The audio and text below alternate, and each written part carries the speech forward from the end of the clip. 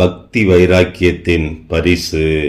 அமெரிக்க குடியரசை உருவாக்க George Washington போராடி கொண்டிருந்த சமயம் அநேக எதிரிகள் அவரது உயிரை குறிவைத்தனர். ஒரு நாள் இரவில் அவர் எதிரிகளின் படைகளால் 3 பக்கமும் சூழப்பட்டார்.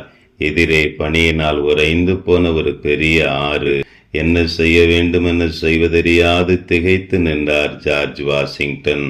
தன் முழங்காலை ஊன்றினார். இயேசுவே, நான் ஒரு கிறிஸ்தவ குடியரசை நிறுவவே இவ்வளவு கஷ்டப்படுகிறேன். உம்மை நம்பி இந்த பனி நிறைந்த ஆற்றினிலே இறங்கப் போகிறேன். எனக்கு உதவி செய்யும் என்று கண்ணீரோடு ஜெபித்தார். தேசபக்தி அவரை வைராக்கியத்தோடு உறைந்த பனியையும் பாராமல் ஆற்றில் இறங்க வைத்தது.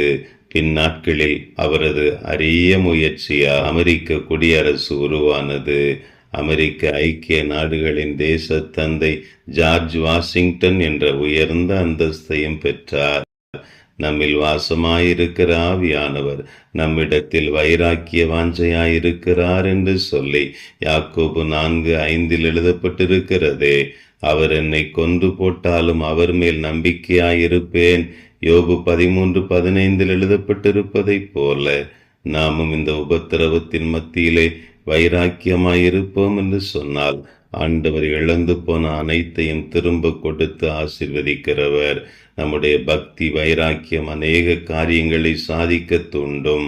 நாம் ஆண்டவருக்காக செயலாற்ற துடிக்கும் போது நம் சூழ்நிலைகளில் பல மாற்றங்கள் ஏற்படுவது போல தோன்றும். பாதகமான சூழ்நிலை நமது தேவ பக்திக்கு சவால் விடுவது போல் தோன்றும்.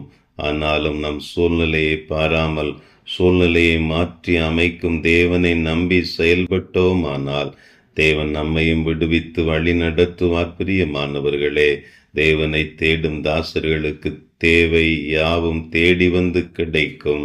தேவனுக்கென்று பெரும் காரியங்களை செய்வதில் முதலில் அவரை பூரணமாக நம்ப வேண்டும் என்று சொல்லி மேக்டொனால்ட் கூறியிருக்கிறதை அறிந்து கொள்ளுவோம்.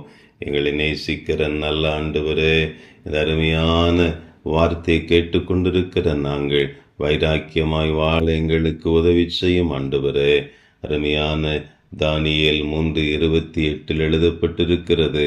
அப்பொழுது நேபுகாத் நேச்சார் வசனித்து, சாத்ராக், மேஷாக், ஆபேத் நேகோ என்பவர்களுடைய தேவனுக்கு ஸ்தோத்திரம், அவர்கள் தங்களுடைய தேவனை தவிர வேறொரு தேவனையும் சேவித்து பணியாமல் அவரையே நம்பி ராஜாவின் கட்டளையை தள்ளி தங்கள் சரீரங்களை ஒப்பு கொடுத்ததினால் அவர் தமது தூதனை அனுப்பி தம்முடைய தாசரை விடுவித்தார். ஆமேன்.